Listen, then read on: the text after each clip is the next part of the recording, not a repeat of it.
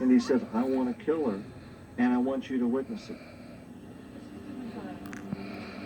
Linda told the agent she talked DeBartolome out of killing the woman. He let her go, and Linda never saw her again. She said she was too afraid to go to the police. The agents were never able to corroborate her story. It has never been proven.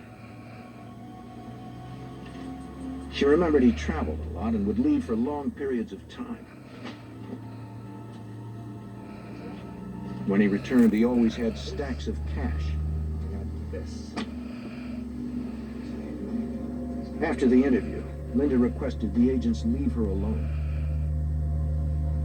She'd been trying to get over her past, she said, and needed to move on with her life. The agents were now more determined than ever to seek justice for the lives DeBartolome destroyed. Since they disseminated the information about DeBartolome, and calls started coming in identifying him as a possible suspect in many unsolved crimes. After we started disseminating the information, police departments started calling us and saying, well, I've got a crime similar to this, you know, what about this? Can you associate DeBartolome to being in my particular city in this time frame? They had evidence that seemed to point to his involvement in nearly 200 crimes. As each call came in, the agents checked their database. Sometimes they could eliminate DeBartolome based on their receipts because it was thousands of miles away on that date. Other times they were able to place him in the vicinity shortly before or after the crime. One of the calls that came in was from the Prince William County Police Department in Manassas, Virginia. Don Cahill, a senior investigator, learned of the case through the Secret Service flyer. He thought DeBartolome might be the man who posed as a police officer and sexually assaulted a local woman 2.5 years earlier. Detective Cahill contacted the Secret Service and forwarded his report of the assault to their headquarters in Washington. The agents checked the information against their database and told Detective Cahill that DeBartolome was a possible suspect. We could place him in the area at that time. We have receipts found in a storage area that put him in Manassas during that same period of time. Did he show you a badge? Now that they had a suspect, detectives from Prince William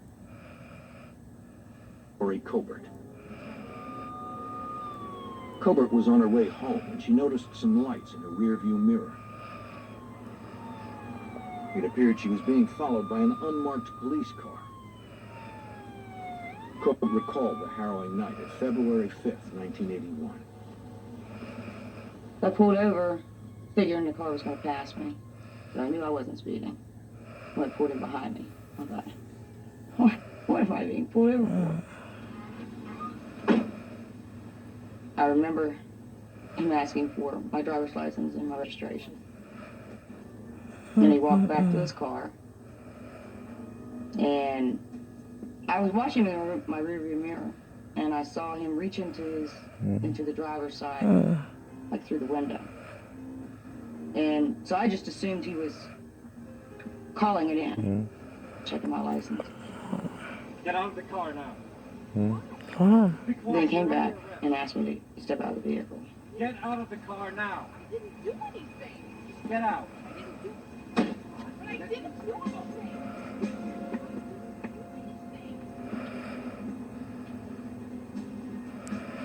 He opened the car door, slid in. And when I got inside and I looked around the car, at that point I realized he's not a cop.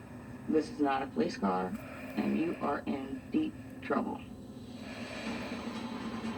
Colbert said DeBartolome reached under the dashboard and she heard a click as if he had a gun. He told me that he was not a police officer.